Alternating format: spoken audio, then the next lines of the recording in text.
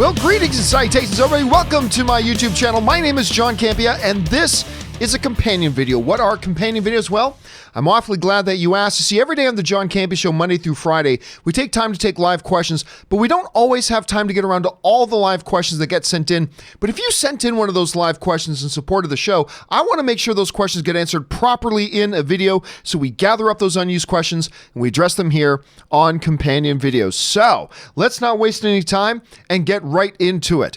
And our first question we're going to start getting caught up on today comes to us from the Jamengo, who writes, shouldn't Scorsese be more curious about movies being made today? Can people vote on Oscars if they didn't watch the movies? Is there any obligation? All right, thanks a lot for sending that in, Jamengo. And here's the thing. To see every single movie that gets made and is out in theaters there's literally hundreds. A filmmaker would never have time to watch all the films. And also, don't forget how the Oscars work. Most members of the Academy only vote once categories have been nominated. Now, there are different branches in the Academy. And there's a director's branch, there's an actor's branch, a cinematography branch, blah, blah, blah. And each individual branch nominates or puts forward the nominations for their category, and then the whole Academy votes. A lot of the Academy won't vote or participate until the nominees are listed, and then they'll participate and vote and all that kind of stuff. So it is incumbent upon the voters to make sure they see the movies that have been nominated. But if Marty Scorsese is not a part of the nomination committee or whatever, and he just waits to see what's nominated for Best Director, and if then it's important that he is an Academy member, then watch those movies that are nominated for Best Picture, that he watches those movies where the directors are nominated for Best Director, that he watches those movies where the actors are nominated for Best Acting, then he needs to make sure he watches those, but he doesn't have to watch all of them. He doesn't have to watch all 5, 6, 7, 800 movies that get produced that year, because that would just be physically impossible. What most Academy members do is they wait until the nominations are done, and then they just make sure that they've seen the movies that get nominations. Anyway, there's that. All right. Tony Rodriguez writes, followed you in Christian, by the way, Christian's with a K, just so you know. Followed you in Christian since AMC Closet days. When you left Collider, I noticed the change. When Christian left, I felt his frustration and really felt the change. I hung in as long as I could, but the format wasn't comfortable. Best wishes to all at AMC. And again, we talked about, I'm not going to go into it any further. I talked about the Collider situation on the John Campea Show earlier today, and that's the extent of which I'm going to talk about it. But yeah, absolutely. Best thoughts and wishes to everybody who is no longer there, who lost their gigs as a result of this transformation and change. And that is the nature of the business. It sucks, but that is the nature of the business. But listen, there's some really, really talented people who just got let go, and I have very little doubt that you're going to see most of them land on their feet very quickly, because I think there are going to be many places that will look to snap those people up. All right, Aiden Foley writes, let's release the Scorsese cut, or the Coppola cut, or the Krasinski cut, or the Tarantino cut, or the Peele cut, and the Spielberg cut. This topic has grown so tired. I agree. I'm so tired of this. With every time somebody's dissatisfied with the movie, they scream for the block cut. And I agree with you. I'm over it. Now look, I can at least understand it with the Snyder cut. The Snyder cut is one. I mean, I wish people would understand that a completed movie doesn't exist, but that's fine, whatever. But I understand the fascination with it, and I understand the desire with it, because that is a very unique situation where one director was on a movie, had a vision for the movie, was no longer on the movie, another director came in, and the studio took it in a different direction. See, that's a very unique circumstance. So while I'm so over the Snyder Cut thing, I can understand the fascination with it. But I really don't want this to become a thing that as soon as a fan base isn't completely satisfied with a particular movie, they start screaming for a block cut. That I hope we never get. All right, A3 writes, but they took away JJ's control. Maybe it's just me, but based on his filmography, and for better or for worse, The Rise of Skywalker is a JJ film through and through. Oh, I agree. See, that's why I try to tell people, look, every movie goes through many revisions, It goes through many different run times. There's a lot of footage just left on the floor for every single movie ever made. That's just the nature of it. The movie we got was JJ's movie. Were there other versions of JJ's movie? Oh, of that I have no doubt. That's true of every movie. But I agree. The movie we got was definitively JJ's movie. At least one of the versions of it, but make no mistake, it was his. Arib Hussein writes, you may get a lot of hate on it, but after hearing your thoughts on the ridiculous JJ cut situation, do you think that even the Snyder cut is unwarranted and Snyder's vision would be better left unfinished? And oddly enough, I was expecting a lot of heat. I was expecting, because of my position on the whole JJ cut thing, I was expecting to get a lot of negative heat from people. But, you know, I don't give a flying fuck. If people like or don't like what I have to say, I'm going to give you my honest opinion. There it is. So I was expecting a lot of heat. I didn't get it. I was shocked and surprised, but I had some people voice to me that they disagreed, which is perfectly great. But I really, oddly enough, I did not catch any heat from people. So that was a little bit surprising to me. Do I think it's unwarranted? No, because again, like I just said, I understand the fascination with it because of its unique circumstances. Is Snyder's vision just best left unfinished? I don't know. I go back and forth on that because listen, I'd be lying if I didn't say I was at least somewhat curious to see what Zack Snyder's completed vision of the Justice League would have been. Now, I like Justice League. I like it. It's just like I like Zack Snyder's Batman vs. Superman. I love Man of Steel. I like Justice League. But, I mean, do I wish this whole Snyder Cut thing would die? Yes. Is it ever going to go anywhere? Probably not. But am I actually at least a little bit curious to see what that would be? I got to admit, if HBO Max, and I support this idea, if HBO Max were to announce that they were going to fund the completion of the Snyder Cut and put up the funds to actually complete the damn movie, and all the things that need to be completed about it, because obviously, you know, Snyder's got certain elements of it absolutely completed. There's other elements that aren't. He's said so as much. If HBO Max were to come out and say, we'd be curious, we want to put up the money and finish this thing, and we want to put it on HBO Max as a feature on HBO Max, I'd be all for it. I'll be all for it. So there's that too. All right, Ben Burnside writes, a little green being walks into the Emperor's office and guards try to stop him, but are immediately thrown to the wall. I hear a new you have Emperor, or should I call you Darth Sidious? Master Yoda, you survived. Surprised? Your arrogance blinds you, Master Yoda. Now you will experience the full power of the dark side lightning strike. Haha. I have waited a long time for this, my little green friend. Haha. At last the Jedi are no more. If not anything to say about it.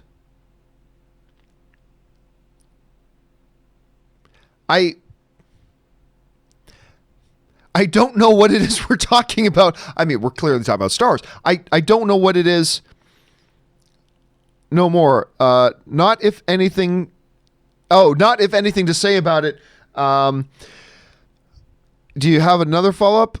There it is. Okay, no, that can't be it. Not if anything to say about it. I have force push. At the end of your rule is, and not short enough it was.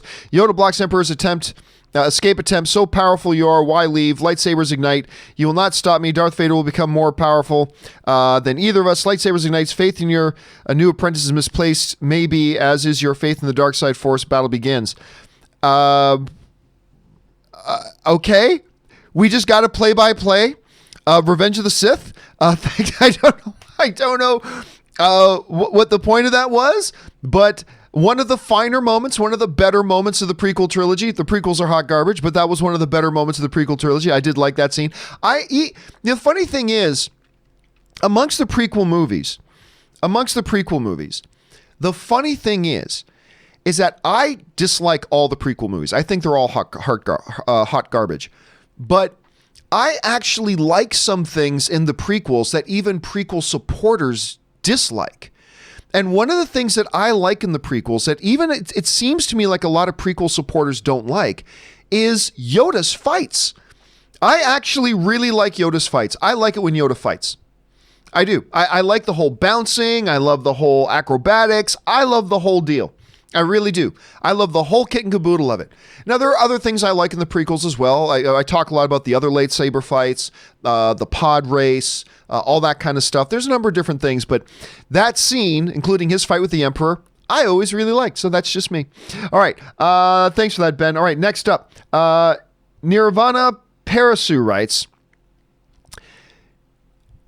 sorry, I lost it there. Oh, there it is. Hi, I sent you a $50 tip question regarding about your feeling on the next Thor movie after watching JoJo. I haven't seen the video yet. I just want to ask you about it. There's about 10 videos, standalone videos that we are working on posting this weekend. So that's probably why you haven't seen it yet, but it is on the way. It is absolutely coming.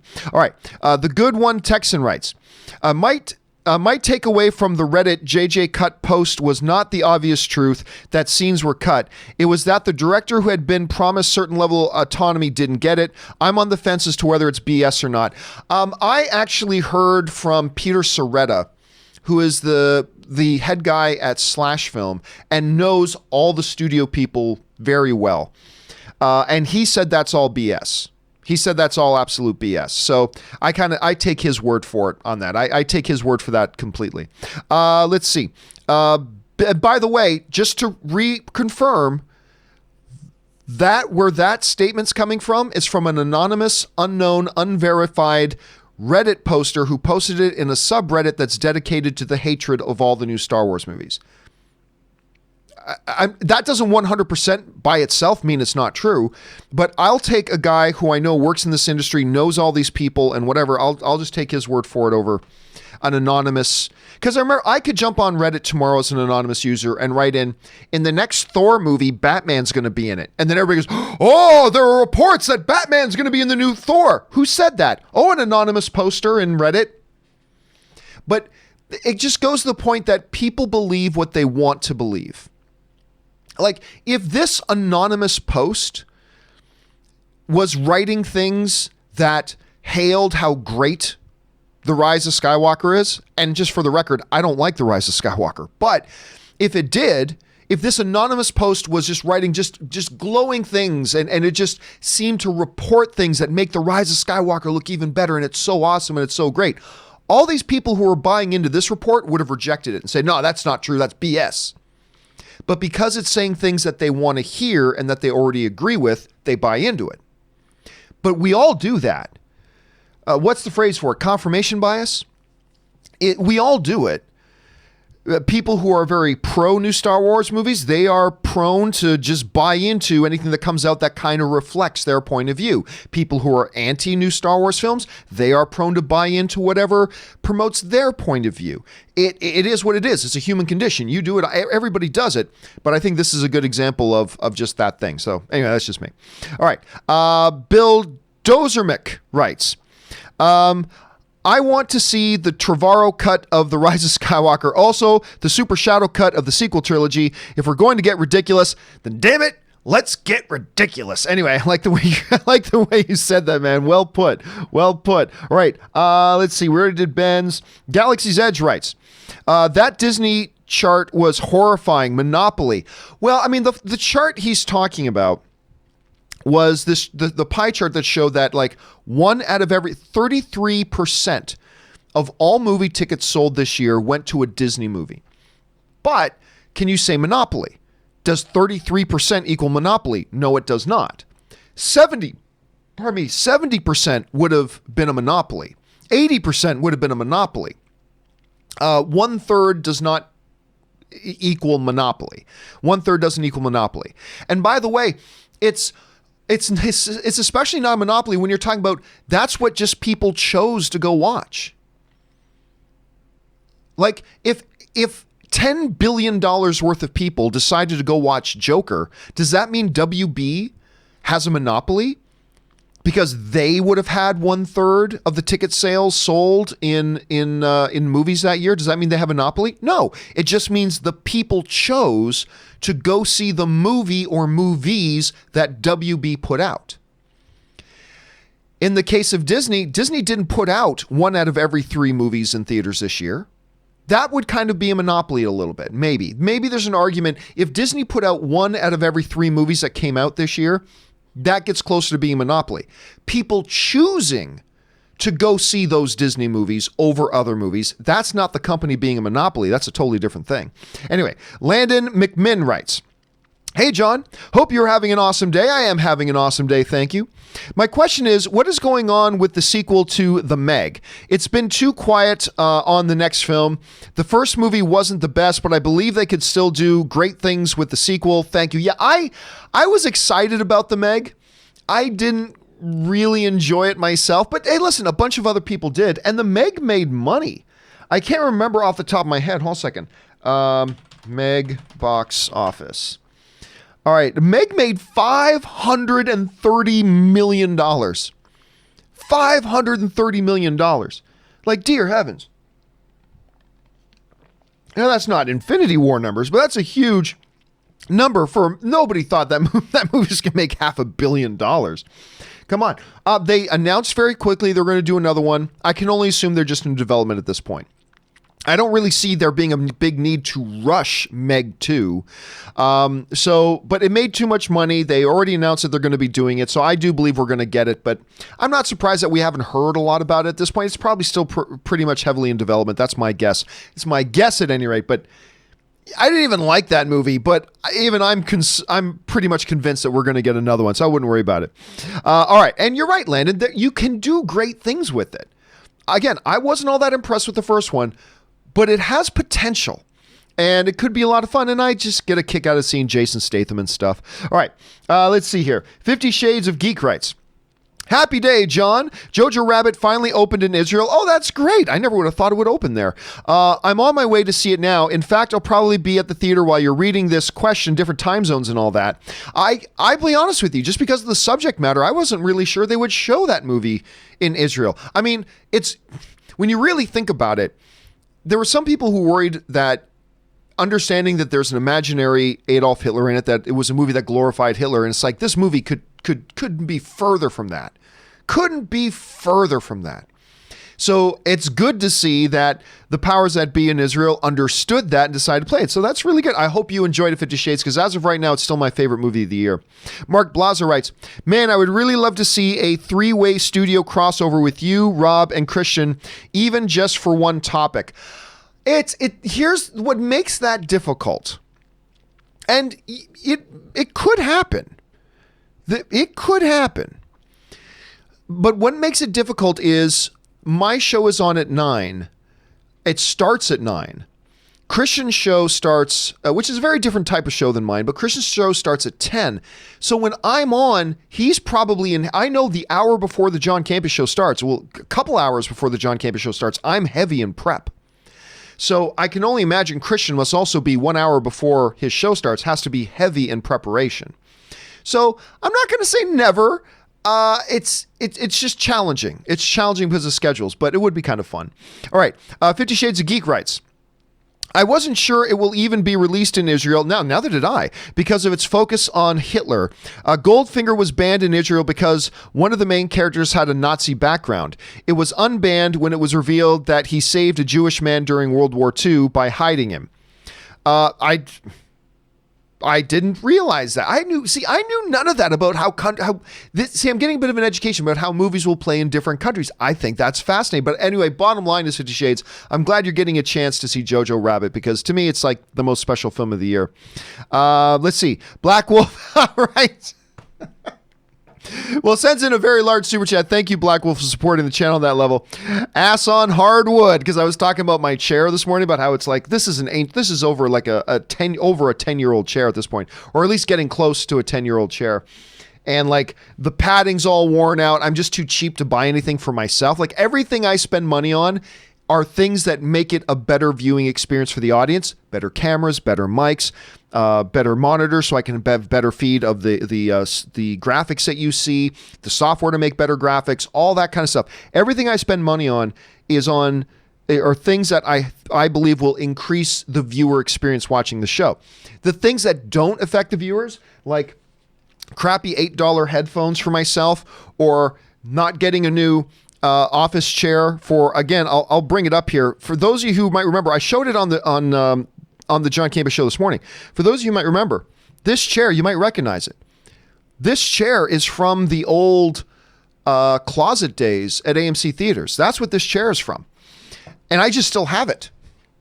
That's a lot because I'm too cheap to buy something just comfortable for myself. So my ass is on hardwood, at which I stopped and said, that doesn't sound right.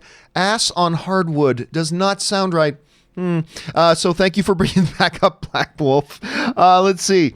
What's next here? An anonymous viewer writes in, is it possible for you to give Mr. Harloff pointers on sound? I have to turn on external speakers whenever I watch his show. Well, I give Christian a lot.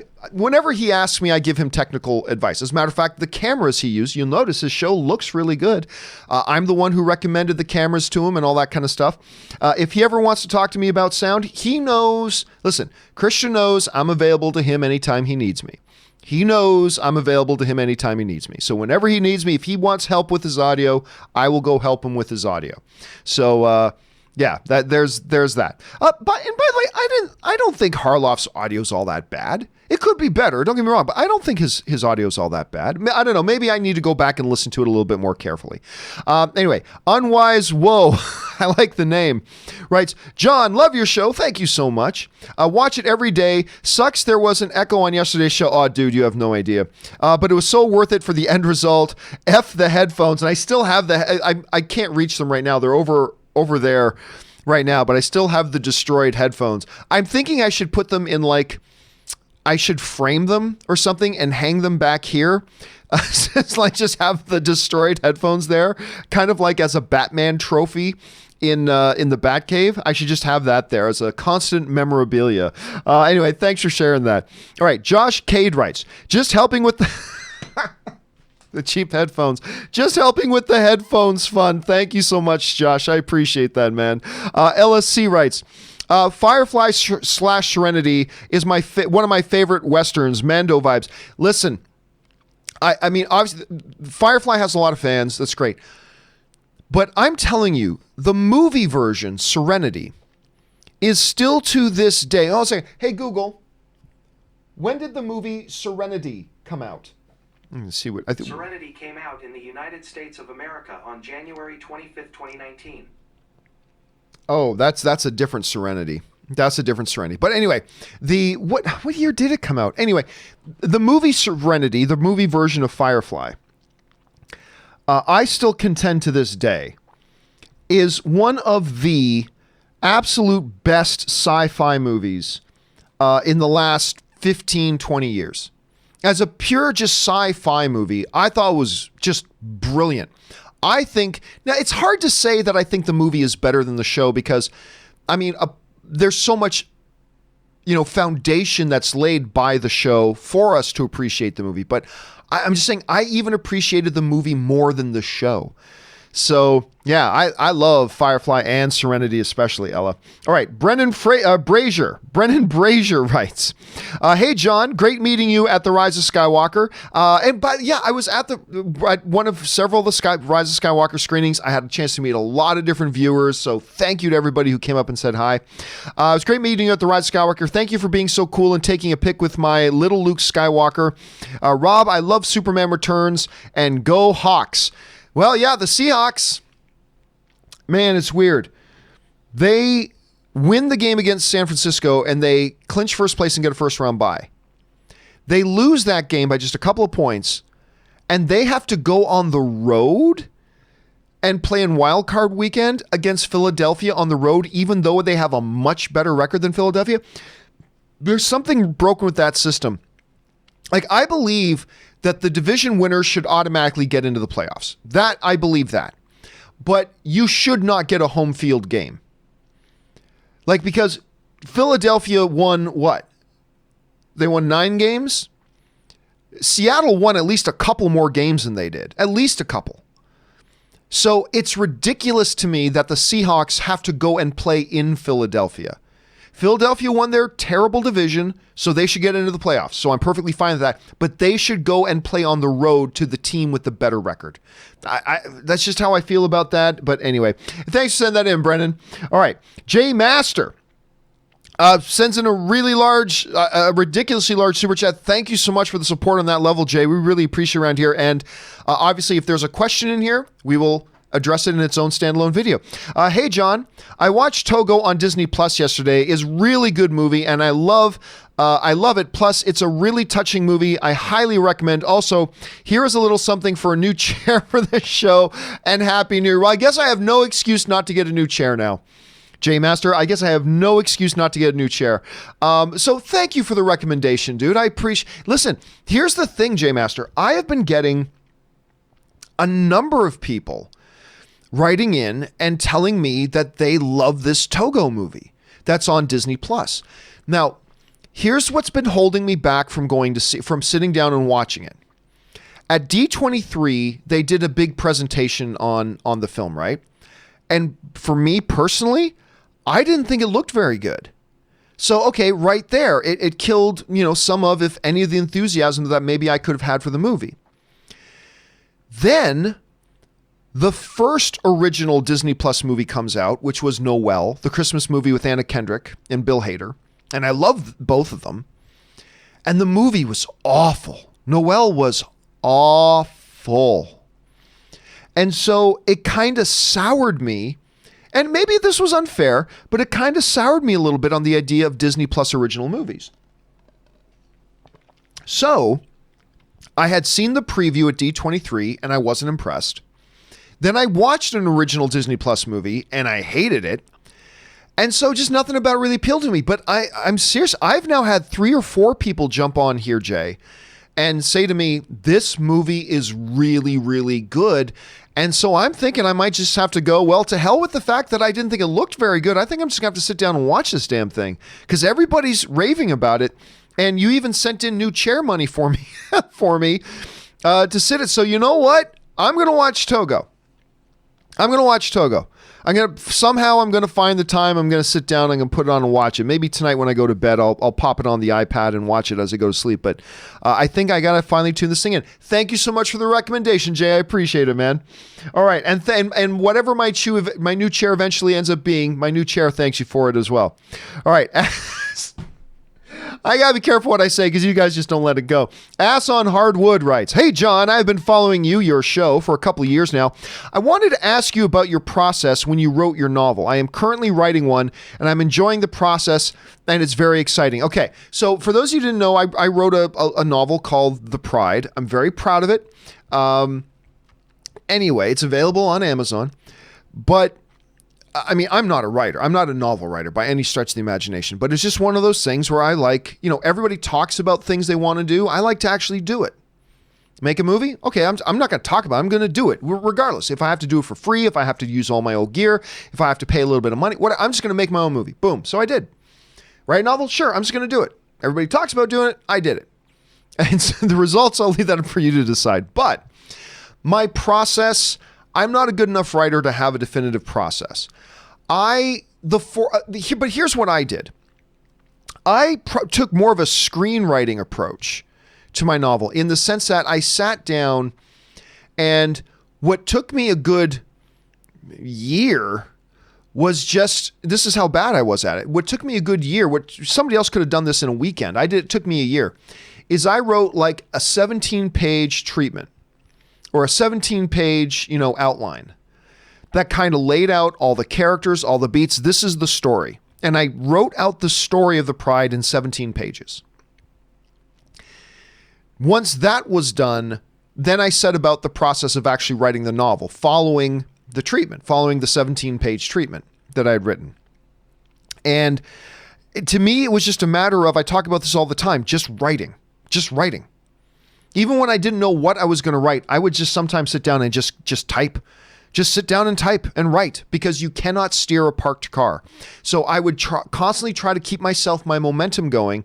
And then I would delete entire pages and then keep writing and maybe delete half of what I just wrote and then keep writing, then maybe keep all of what I just wrote and then keep writing. And other people who are real writers will probably tell you they have an actual real process. I did not have a real process other than write a treatment first, get all the story beats and who all my characters are out in a treatment first, and then use that as my skeleton to build the meat on the bones. And then my process was just right. It's kind of like, Finding Nemo, just keep swimming, just keep swimming. Yeah, that was just keep writing, just keep writing. So that's what I did. Not much of a process, I know, but honestly, that's my best advice to people who hit any type of creative block. Just do it. I mean, that sounds a little awful like Shia LaBeouf. Just do it. But honestly, if it's writing, just write. Even if you're writing random gibberish, blah, blah, blah, blah, blah, blah, get moving, get some momentum going. You cannot steer a parked car. If it's about painting, if you're trying to paint a house or paint, the interior of your house, you're renting, just start with one door. Just start, get the momentum going, So that's usually my best advice to anybody. It may not be good advice, but it's the best advice I have to give. All right. Winso writes, I have telepathy is creepy and and I love it. It's not there. It's not real. I mean, I've listened to it so many times. And I've played it for so many people, and they all look at me and go, what are you talking about? And I don't tell them the words I have telepathy. I've played it for people and say, just do you hear anything? And play it. No. Play it again. And then I go, okay, listen for the specific words I have telepathy, and played it back for them. And they're like, no, I just think it's one of those things you got to want to hear it, because I don't think it's there. But then again, maybe I'll listen to like a 4K disc version and then maybe suddenly I'll hear it. But as of right now, I'm still one of the guys who doesn't hear it. Okay. Precious Igalo writes, 3 things film fans should leave in 2019. 3 things film fans should leave? I don't know what. Leave what? Like leave your pants at home? 3 things film fans should leave into.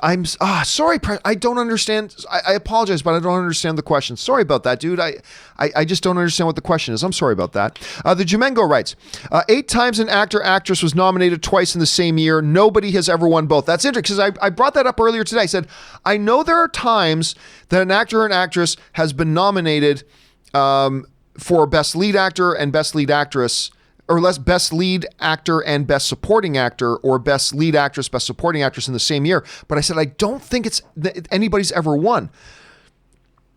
This could be, we'll find out soon, but this could be Scarlett Johansson's year.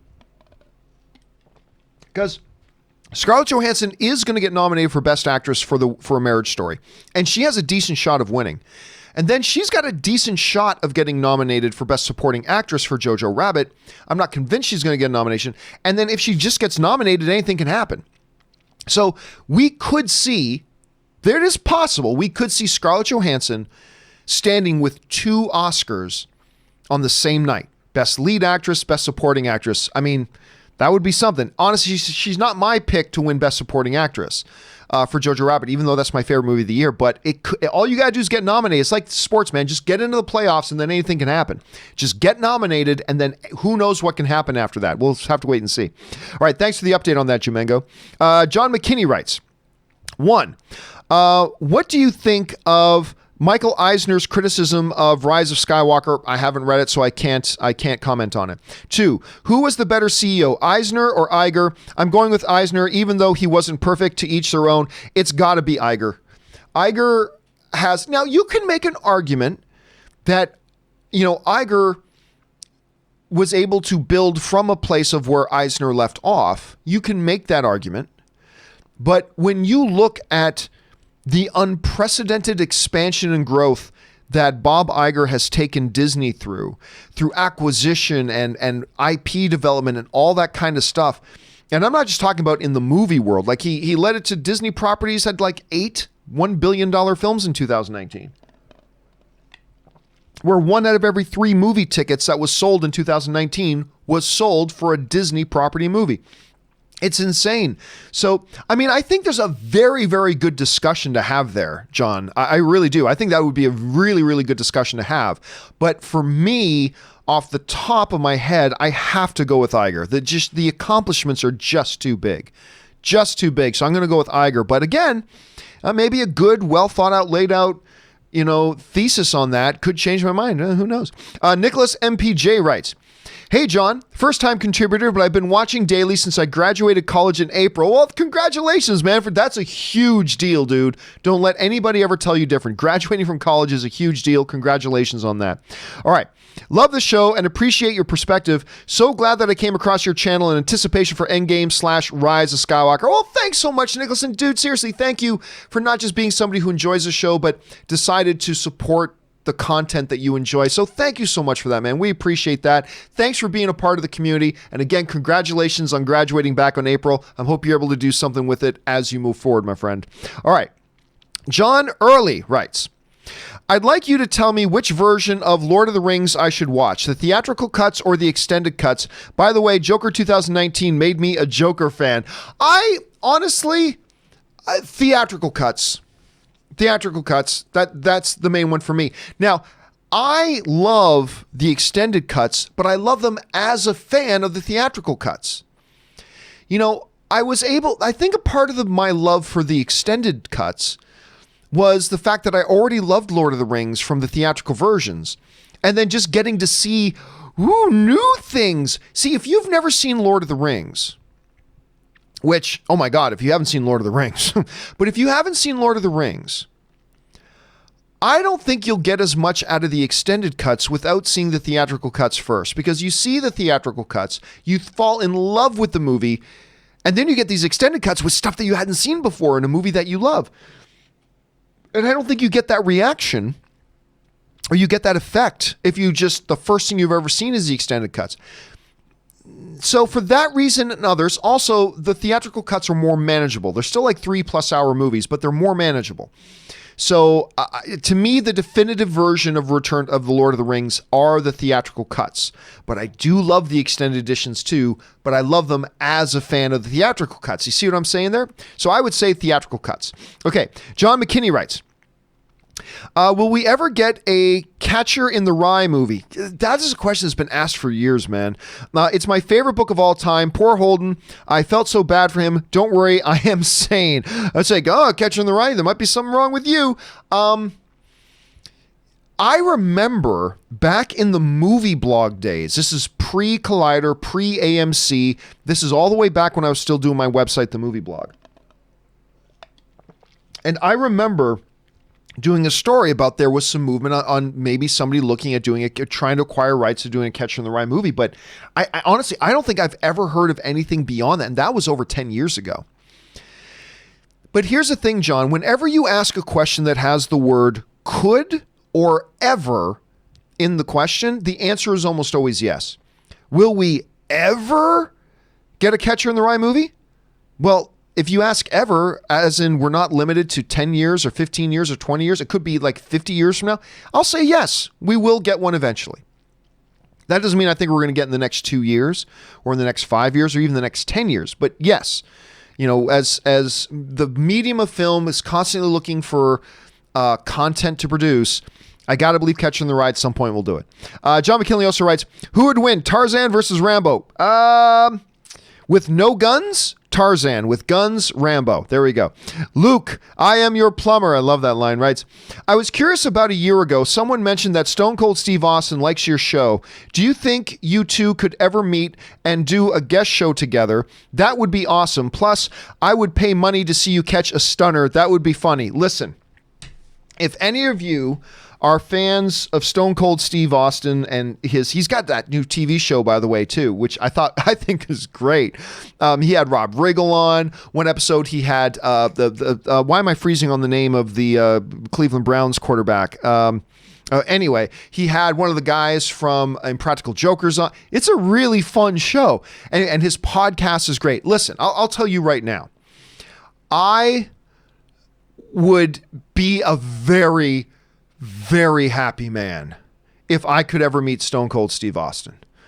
If I could ever meet Steve Austin, I would be an insanely happy man. Hell, I would get on a plane and fly. Actually, I think he's in California now, is he not? Or in Nevada? Anyway, I would fly to wherever he is in the world just to get a chance to meet Stone Cold Steve Austin. You don't understand how much of a good chunk of my life I spent with Steve Austin, watching him in the WWE. I mean, all the way back from when he was introduced. Now, I didn't watch Lost Steve Austin before he came to the WWE, but I was right on there when he was introduced by Ted DiBiase, the $1 Million Man, as the Ringmaster. Ha ha ha ha! When he was the Ringmaster. So if any of you are fans of Steve Austin or in chats with him or whatever, you drop him my name, my friend. You drop Steve Austin my name because, God, I would love to meet that dude. I just think, and it's not just because he was a great wrestler. Steve Austin has done a remarkable job of transitioning from the world of wrestling to just being, he is a great media personality. I can just listen to him tell stories and I can just watch him and listen to him. I just think he's a really gifted, talented dude.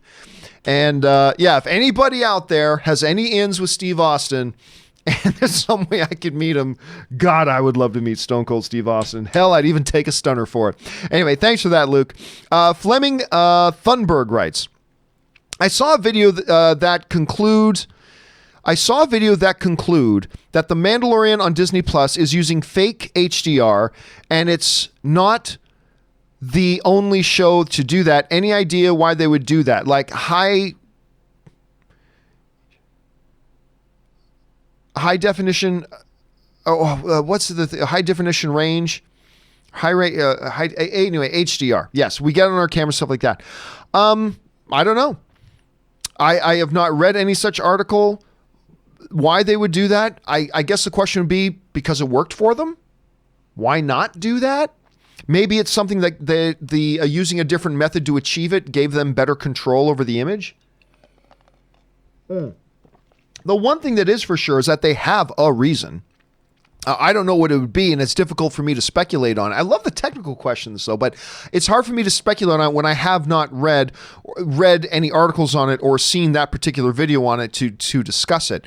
All I can assume is that there's probably a pretty good reason for it. Maybe it's like I said, the method gave them more control over the image. It gave them the better image of what they wanted. There could be a million different reasons why, but without having seen that video or reading any articles on it, I can't even begin to speculate about why they chose to do that. That's just me, though.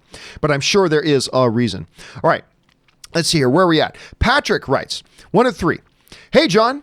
So you have said Dark Side Light Side is canceled for now. I understand that you and Christian have limited time on your hands, and that's fine. However, I'm a bit bummed out by how the very last show went. You guys wanted to talk about your last-minute predictions for The Rise of Skywalker, but Christian had connection issues.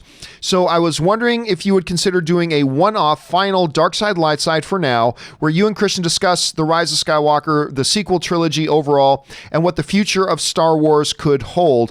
Maybe also get Kyle Newman in there, of course, at a time and date of your choosing, schedules permitting. I think that would be awesome. Keep up the great work. Absolutely love your show, and you are my favorite movie pun. Well, thank you so much for that, Patrick. And yes, it was unfortunate that the last episode of Dark Side Light Side we did ended up being one where he got cut off early in the show. Like he got cut off like 1/3 of the way into the show or something like that, and I had to continue on do the show without him because he was doing it remotely, and he had a technical issue on his side, and whatever, it didn't work. It happens.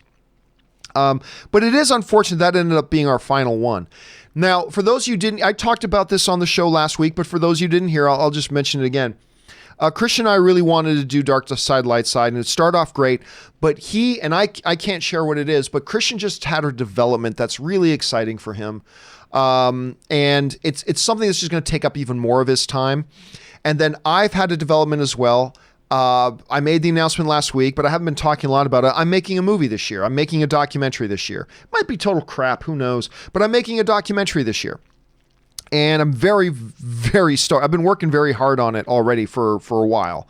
And I'm not talking about what the subject matter of it is yet, but I'm very, very excited about it. And that's now taking up more of my time. And on top of that, a Christian said this on his own show, so I can repeat this here. But Christian, he's just kind of lost his love of talking about Star Wars. And for reasons that I won't go into, because he can talk about that on his show. But he's kind of lost a lot of his enthusiasm for talking about Star Wars. And you take all that combined, and then you add on top of that the fact that Mandalorian's now over. We have no idea when the next Star Wars show is coming. We have no idea when the next Star Wars movie is coming. I mean, we know a Clone Wars is coming and we know Obi-Wan is coming, but like the movies, we don't even know when we're getting another Star Wars movie. They have a 2022 date, but that was supposed to be a Benioff and Weiss movie. We don't even know if they're keeping that date now. So when you combine the schedules on his side, the schedules on my side, the fact that he's kind of lost his love to talk about the movies, then combined with the fact that we didn't even have any more movies to talk about for a while, we decided, as stupid as it made us feel, because we just announced we were doing this show and then we got like 5 or 6 episodes in and then we had to pull the plug on it. But because, listen, I could go and talk to Christian about this idea, but I can already tell you that he wouldn't be interested in it because, again, he's not really, he doesn't get a lot of joy out of talking about Star Wars right now. And whether that's because of the fans thing or I don't know. And I've already pretty much said everything I have to say on The Rise of Skywalker.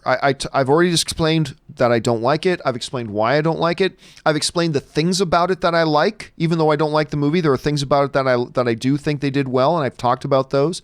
I've talked about why I understand why there are a lot of people who do really enjoy the film and like it a lot, and I celebrate that. But there's not much more for me to say on the topic other than that. You know, overall, I like the new films.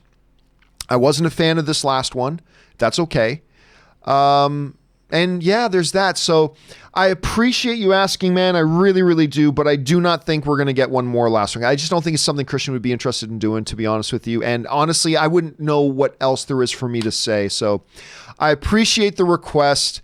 But unfortunately, no, that's probably, but you're right, man. It really does suck that not only did we have to pull the plug on the show, but the last one that we did end up doing, we couldn't finish with him on it, so that was really too bad. But thanks for asking, man. We appreciate that. All right, Calvin Bowes writes, how come in movie trailers for musicals, they always downplay the songs? You see no singing in trailers for Cats and Anne, for example. I don't know what Cats and Anne? Anyway, I'm not sure. I mean, I think a part of it is that they don't think the songs are what's going to bring people in necessarily. It's the movie, the story is what they think is going to bring people in. And like, is playing a clip of a song going to do a song justice? Or would you have to play like an entire song to really get people into it? I don't know. It's a good question. It's really a marketing question, though. That's really a marketing question. So my ultimate guess is they don't think playing clips of the songs from a movie is what's going to draw people in.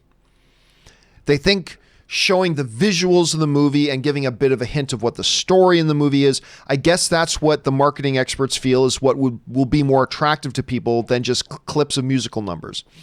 I don't know that. I'm just speculating. It's a good question, but that is a more of a marketing question than anything else. But if I ever talk to that's a good question to ask a marketer sometime, like somebody who works in that industry. It's like, hey, just out of curiosity, notice a lot of trailers for musicals don't actually have the musical numbers from the musicals in there. Some of them do, though. It's not like they're never there. We have seen, like Rocket Man had some number in a number of their marketing pieces did have some of the music numbers in there. So there's that as well, but it's not as predominant as you might think, I guess.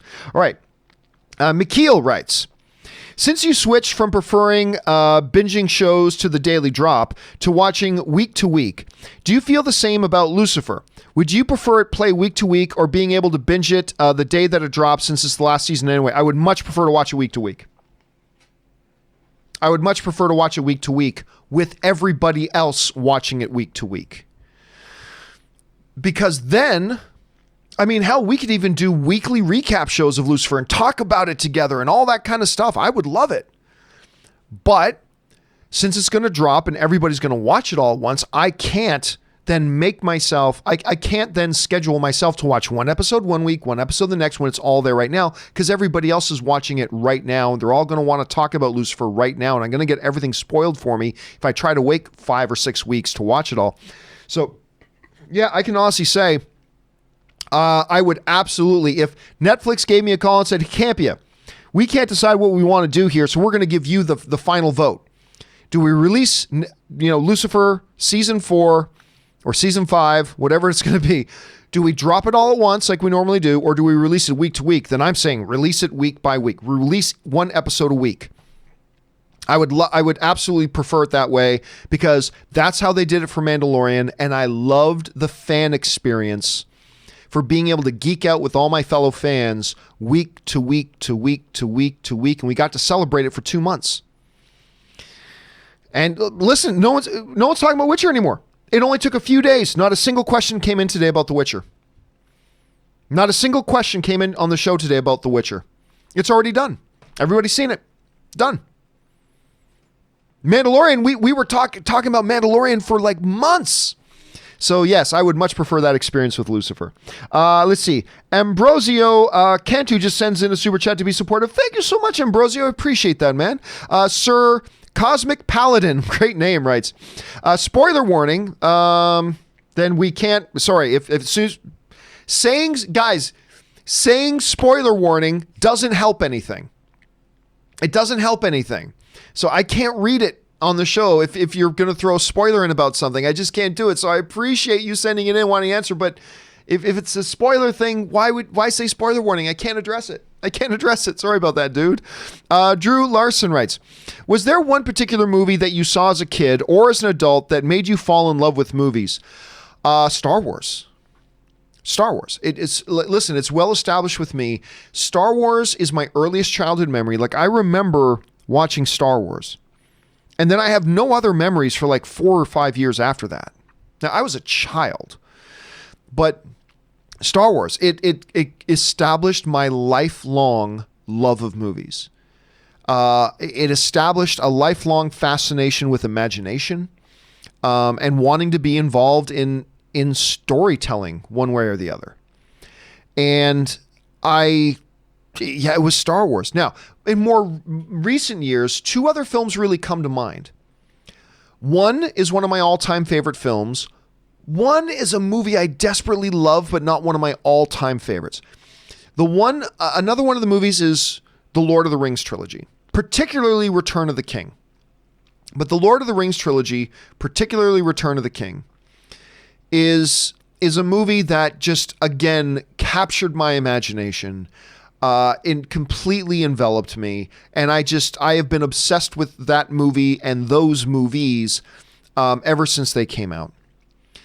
More recently, there was a movie that came out. It got a little bit of Oscar buzz. It's a fantastic movie.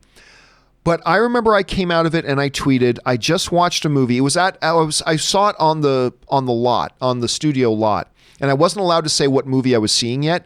But I remember I came out of this movie and I tweeted out, for those of you who've been following me for a long time, I tweeted out, I just watched a movie that reminds me about why I love the movies.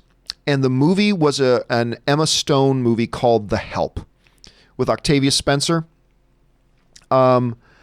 The Help is a movie that it's everything that reminds me about why I love the movies.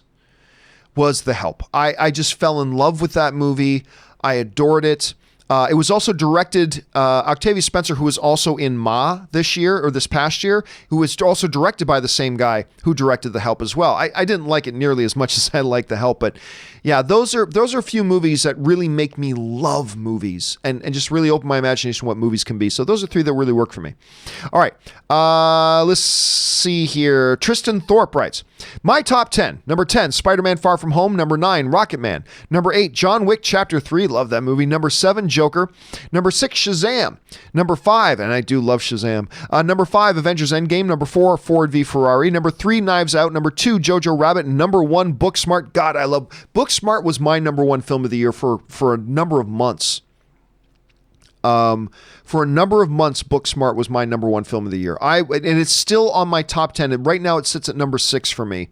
I adore that movie. And Jojo Rabbit, of course, is my number 1 film right now.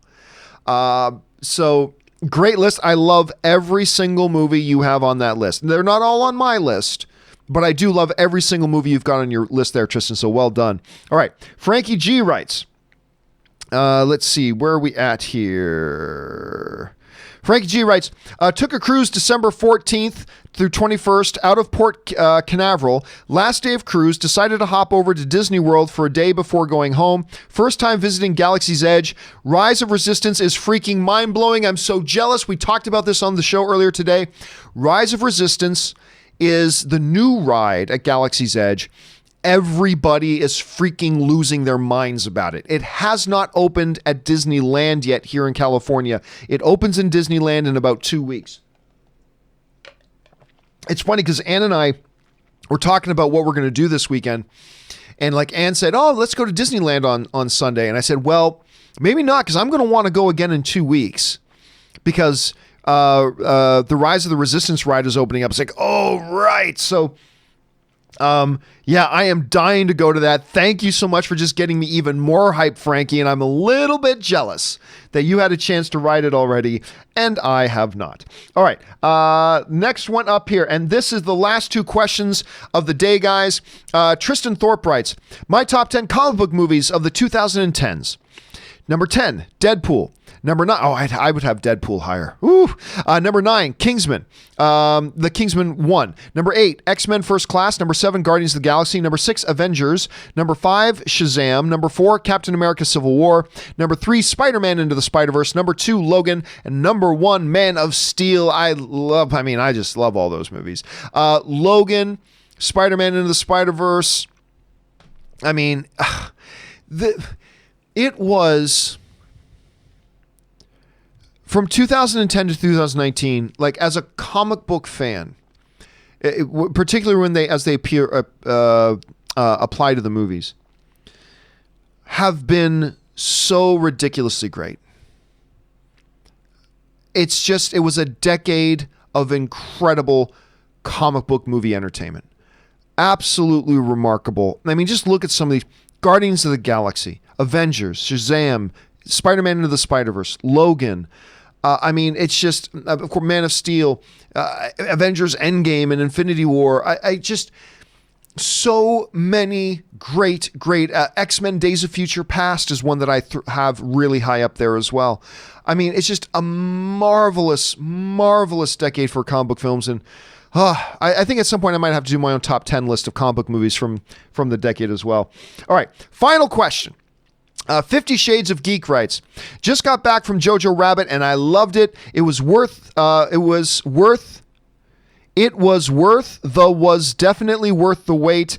It was somewhere between a hilarious slapstick comedy, spoof and a Pixar level emotional gut punch. Fuck Hitler. It was so good. I'm glad you enjoyed it, man. I'm so glad you had a chance to go out and see it as well. It is now you see why it is my number 1 favorite film of the year still at this point in the year. All right. There are still more. You guys will see that there's still like more questions after that, but these are all questions that got sent in long after the show. So we're going to start getting picked up on these on the open mic show that we're going to do tomorrow on Saturday. That's Saturday, January the 4th. We're going to pick up on those and all the other questions that come in as well. All right, guys. That will do it for this installment of the companion video. We are now all caught up on all the questions that got sent in this morning on the John Campea Show. Thank you guys for being here, and thank you as well for sending in all the questions for 2 reasons. Number 1, because you gave us great fun things to talk about, but number 2, you supported the channel while you were doing it, and you guys make this channel possible along with our Patreon supporters and all the community here. Thank you guys for supporting this video, this show, and this YouTube channel. We all thank you very much for that. That'll do it for me for now, guys. Thanks so much for being here. My name is John Campea, and until next time, bye-bye.